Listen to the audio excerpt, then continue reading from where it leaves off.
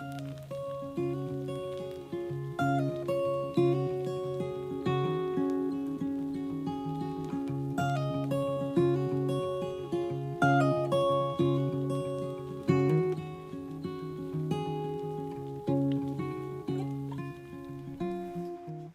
right, hello everyone. My name is Jim Boylan. I am with Georgia EPD and the Air Protection Branch. So I was added to the Prescribed Council Steering Committee back in 2016, and every year since 2017, I've been asked to give a short talk on basically air quality and impacts of smoke and things like that. So unfortunately, this will be my last time giving the presentation because of stepping down from the council because of a change in role at my work. But Steve Allison, Steve, why don't you stand up? So Steve is the new manager for the Planning Support Program at EPD, and he is actually taking my place on the steering committee. So with that, I will jump into this. So I've got a lot of topics to cover. That's the outline, but I will jump right into it. So the first thing I'm going to talk about are EPD open burning rule updates. We did recently make some minor updates to our open burning rules. To give a little background, we have the Georgia EPD open burning rules identify 13 types of legal burns, and they're listed up here. The first one is reduction of leaves on premise of origin. And the question came up, does that mean I can't burn branches, or if a tree falls down, cut it up? And according to this, the answer is no. But that's one of the rules updates that I'll talk about where we actually changed that. So we also have the summer burn ban that most of you are aware with, May 1st to September 30th. So within the burn ban, we have prescribed burning is not allowed during these months for in the green counties, and then land clearing is not allowed burning in the gray and the green counties. So nothing has changed with the summer burn ban. But we also have some additional restrictions on counties that are listed here. These counties who also have a population of greater than 65,000, and those are restrictions from October 1st to April 30th. And one of the big restrictions is that if you're doing land clearing, you must use an ACD. So what happened was, this is based off, according to the rule, of the latest census. So when the 2020 census became official, 3 counties got sucked into this rule that previously were not part of the rule. And those were Catoosa, Jackson, and Spalding. And this rule was originally put in because of ozone non-attainment, and ozone's been getting lower and lower. And it didn't make sense to us that as ozone's getting lower and lower, that we need to be adding more counties to this rule. So we actually went through rulemaking to remove the 3 counties out of the rule. So this is a summary of the changes that were recently made to the rule. The first one had to do with reduction of leaves. It's no longer leaves, it's leaf piles, yard debris, and hand-piled natural vegetation. And this actually matches the language in the Georgia Forestry Commission in the Prescribed Burning Act. And so we wanted to match the language there. The second change was, instead of basing the 65,000 population based off the latest census, we actually locked it into the 2010 census. So we changed the word latest to 2010, which basically knocked those 3 counties off the list. And so these rule updates actually became effective 10 days ago with the Secretary of State. So as of today, these are the new rules. Next, I'm going to talk about ozone and PM 2.5 particulate matter of less than 2.5 micrometers trends. So start out with some good news. For ozone, most of the state has been well below the ozone standard. Atlanta has been the area that's been struggling with meeting the ozone standard. So in 2020, Atlanta actually had measurement data that showed attainment with the standard. It was right on 70. And then in 2021, it continued to get lower. So we've actually put in a request to have Atlanta redesignated back to attainment, and we're hoping that that will be approved by EPA by the end of this calendar year. I will spend the rest of today talking about PM 2.5, because that's really kind of the issue that's coming up in the future. So just to remind everybody about the PM 2.5 National Ambient Air Quality Standard. You get a violation of the standard. There's two types of standards. There's the annual standard. And so if your annual average over 3 years is greater than 12 micrograms per cubic meter, you're in violation. There's also a daily standard. And the daily standard is based on the 98th percentile of 24-hour daily averages averaged over 3 years. And 98th percentile, I'm going to explain what that means later on. But we're basically looking at 24-hour values. The highest ones can get thrown away, and then you count down to the 98th percentile. And if then you average that over 3 years. If that's over 35, then you're violating the standard. We also call what we call exceedances. So an exceedance is a one-time occurrence of a 24-hour value that is measured over 35 micrograms. And so the point is you can have multiple exceedances without violating the standard. And in fact, that's what we see on a regular basis.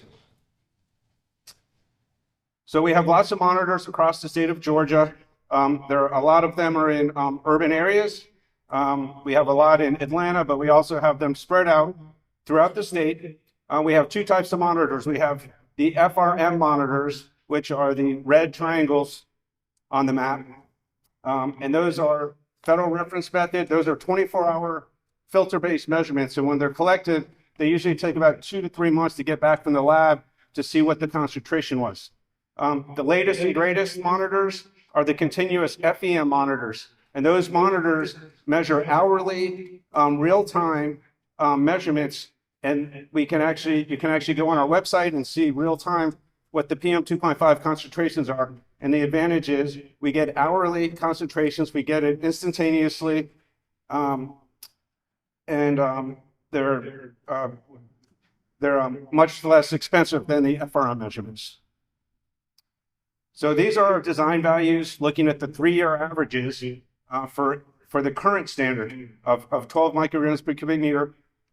In general, all areas of the state are well below, although you can kind of see this uptick in the last couple of years upticking, and I'm going to talk about that more later.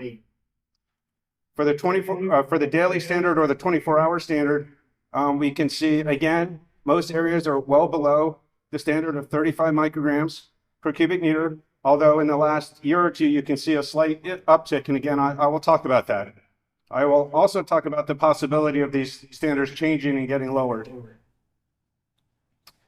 But before I do that, I'm going to talk about some recent PM 2.5 exceedances.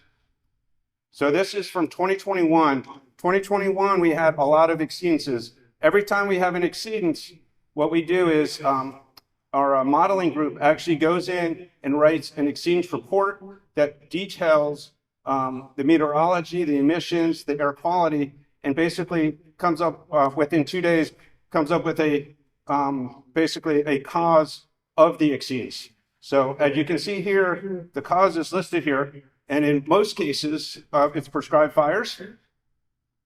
We'll continue. This is the second half of 2021. Again, a lot of prescribed fires, but holiday fireworks have caused exceedances. In fact, in Augusta, the fireworks on July 4th actually, the plume from the fireworks actually stuck around overnight and caused an exceedance on the 5th as well. So one night of fireworks caused 2 exceedances in Augusta. And then for 2022, we can see the list is much shorter. And of course, 22 is not over yet, but it's looking much better than it did in 2021. This is the list of the exceedances that we've had. We've had a lot in Albany and Sandersville. Again, all associated with prescribed fires. So I talked about the 98th percentile value. So what this is, it's a statistical number. So it really depends on the number of measurements you take. If you take 365 measurements, so one 24-hour value every day for 365 days, then that's going to be at the bottom of the chart. And you're going to take the 8th high value, which means you can have 7 high values, and those kind of get thrown away. And then the 8th high value is your 98th percentile value. However, if you only have, say, 49 measurements in a year, then your 98th percentile is going to be your first high. So you don't get to throw any away. So this is kind of in 2021. I'll talk about Augusta because we did have 7 exceedances in Augusta in 2021, and the 98th percentile ended up being the 7th high value because we did not have a full 365 days. We had less than that, so instead of the 8th high, it was the 7th high. So as you can see from here in Augusta, the 98th percentile value in 2021 is 38 micrograms per cubic meter, which is over the standard of 35. And then if you look in the bottom right at Columbus, you can see that Columbus was a 1 in 3 monitor, and then there was a couple of months where the monitor was not running. And so the 98th percentile in Columbus was the 2nd highest value. So if you look there, the 2nd high value is 35, which actually I think was 35.1, which is, again, over the standard. And then we had exceedances at other ones, but the 98th percentile ended up being below 35. So this is 2021, a lot of exceedances.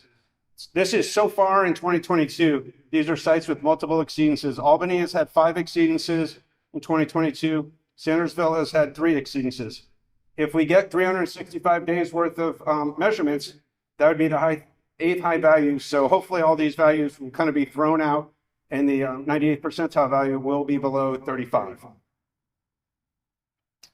So I'm going to talk about 2 specific exceedances. The first one is an exceedance at Columbus on February 1st in 2022. What we can do is on the right side, we have a time series plot showing, and Columbus is the blue line. So we also had an exceedance at Sandersville, but I'm not going to talk about that one. Specifically, I'm going to talk about the Columbus exceedance. So if you look at the blue line, you can see that the peak in the middle of the day.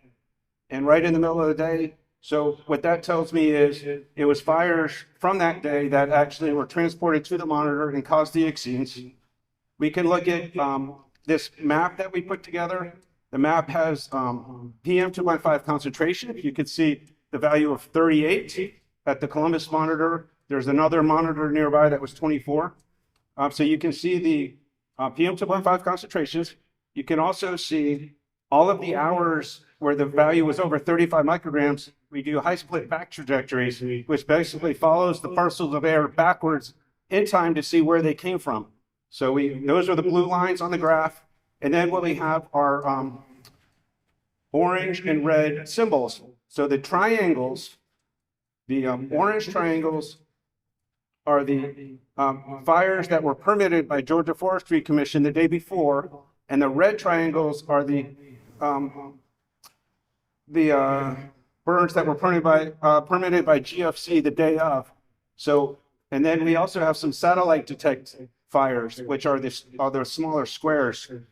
But what we can see is in the back trajectory here that there are a lot of red squares and red triangles basically in the back trajectory.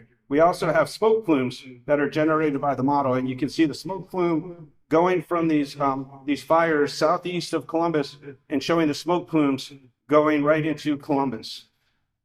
So I'm going to see if this works.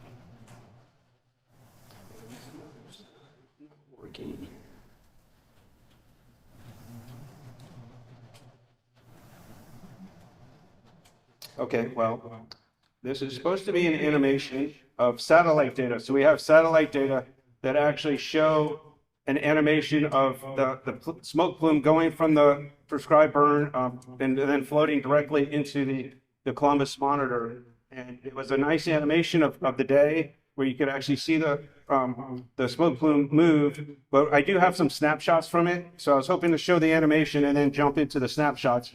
But this is a snapshot. So if we look at the plot on the right, and it might be hard to see up there, but you can actually see a smoke plume coming directly from a burn. And it was actually those red triangles that I was showing on the previous plot, with the high split. So going back to here, that clump of red triangles is exactly where the smoke plume's coming from, and it's floating directly into Columbus. And based on the satellite timestamp, it's actually matching up with the peak here. So we actually had a whole animation throughout the day showing the start of the fire and then the plume going right into Columbus. Unfortunately, we can't show it here. So the next one we looked at was Sandersville on February 15th, 2022. So this was a case where we do get a hit the day before. The day before, on the 14th, there is not an exceedance, but as it moves into the 15th, basically the fire from the 14th basically sits overnight and is transported to the monitor and just sits there and causes an exceedance on the 15th, although it's not the fires on the 15th that caused it, it was the fire on the 14th. So we have the back trajectories here again, and what we have are the fires the day before, the fires the day of, and if this works. Okay, here. So there's some fires here that actually come down and cause this first spike right there. And then some fires from over here are actually going to float down here and then be transported over to here. And again, I don't know if my video might be. Let's try it again.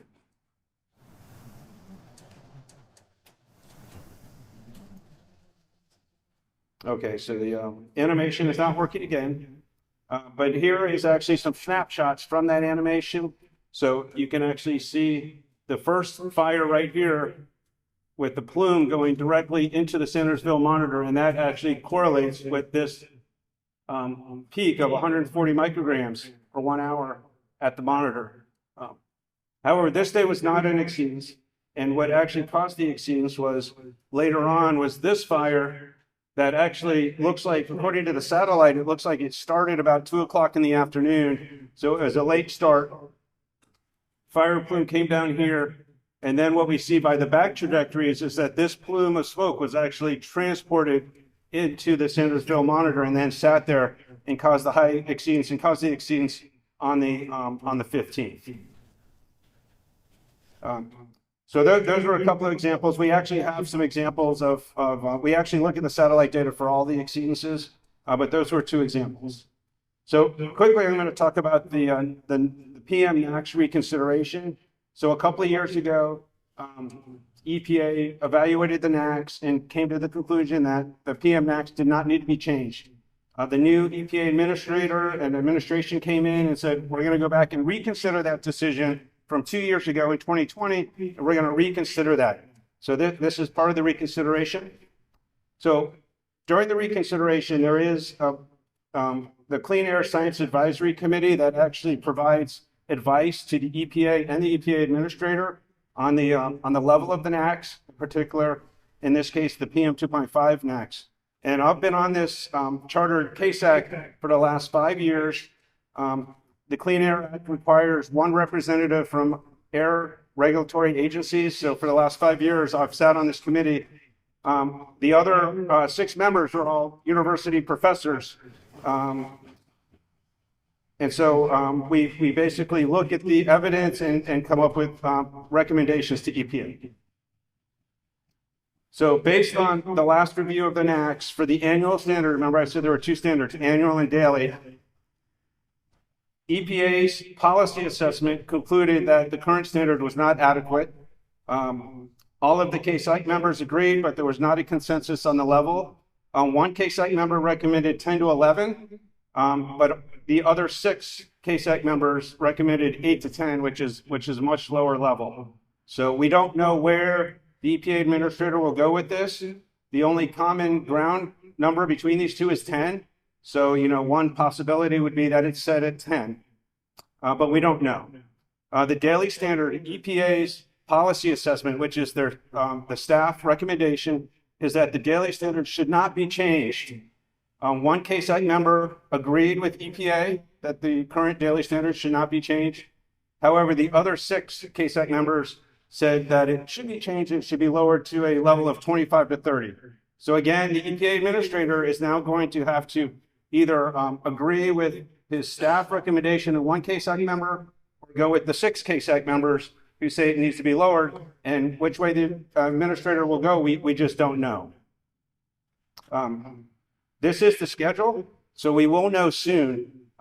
So the KSAC report was submitted in March of this year. The final EPA policy assessment was 2022. So we're getting ready for the rulemaking phase. So the EPA proposed rule is supposed to come out in fall of 2022. The proposed rule is at the White House Office of Management and Budget, and it was sent there on August 16th of this year. And typically the review is 45 to 90 days.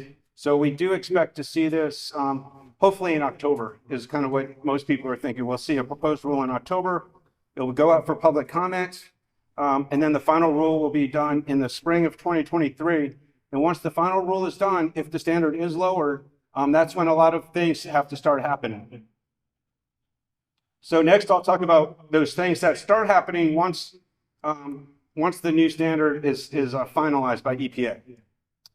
So the first thing are designations. So the state has to make recommendations to EPA about which areas should be attainment or non-attainment. That is due 1 year after the effective date of the new NAAQS, which would put us in the spring or summer of 2024 timeframe. Design values are based on 3-year averages, as I talked about earlier. So likely 2021, 22, and 23 would be the data set that is used for our recommendations to EPA. So that's important to note that, you know, what happened in 2021 is important, what's happening today is important, and what's happening next year is important. EPA will make their final designations 1 year after the state recommendations come in. So basically 2 years after the effective date of the NAAQS. So now we're looking at 2025 before the final designations are done. And then that will be based on 2022, 23, and 24 data. So the 2021 will likely drop off at that point. So what does it mean to be non-attainment? So an area designated non-attainment, first of all, EPD will have to submit an attainment state implementation plan. And that SIP, or what we call a SIP, describes how the area will get back into attainment and usually contains new emission control requirements. It's due 18 months after the designations are done. Non-attainment areas will have more stringent air permitting requirements for industry, and this will impact economic development. So obviously nobody wants non-attainment areas. This is the most recent data, not a 3-year average. This is a year-by-year numbers looking at 2019, 20, and 21. And what we can see is kind of an uptick in 2020 and 2021 with higher values. So that's the Augusta number up there at 12.1. And we've got Columbus up there at 11. And then we have a bunch of them above 10. For the daily standard, we also see this uptick in the last 2 years, 2020 and 2021, with some high values. I talked about the 38 and the 35 at Augusta and Columbus earlier, and you can see it on this graph. And then if I put it in table format, we can see all of our areas. These are the highest values in each of the areas. So if the annual standard was to be set at 10 micrograms per cubic meter, and then based on 2021, 22, and 2023 data, we can see that we would need some clean data for 22 and 23 to get the 3-year average below 10 micrograms per cubic meter. Same thing with the daily standard. We've got Augusta, even if the standard is not changed for the daily, we would have some areas that are going to be struggling to get below that because we have 2 values already over 35 for 2021. And then if that standard was lowered to 30 or so, you know, we would be having some other areas of concern. So I'm almost done here. So I got 2 more slides. So next steps. So we all want to keep all areas of Georgia in attainment with the current and the future PM2.5 NAAQS, but we will need your help. EPD has been communicating with the Georgia Forestry Commission about ways to limit future PM2.5 exceedances. These are some of the recommendations on ways to reduce smoke impacts. First of all, avoid burning when there are low wind speeds. Low wind speeds means low dispersion. Avoid burning when the wind is blowing towards sensitive populations or densely populated areas, as well as avoiding starting burns late in the afternoon and completing burning well before sunset. And so I've been talking to Ken Parker and Frank Sorrells, and GFC is actually doing a pilot program with the Albany prescribed burners. And there's an 8-county area where if the transport wind speeds are less than 5 miles per hour, they're not going to issue a permit. If the wind speeds are between 6 and 7 miles per hour, they're going to limit the amount of burning that's done in those 8 counties. And they're going to be trying this out next year as kind of a pilot program to implement some of these recommendations. And then we're going to be tracking at EPD what the Albany monitoring is doing on those days to see if this is a way to keep us out of non-attainment, because like I said, nobody in this room wants non-attainment for anywhere. So instead of waiting, and we're trying to be a little proactive and working with GFC to come up with some possible ways to keep us in attainment.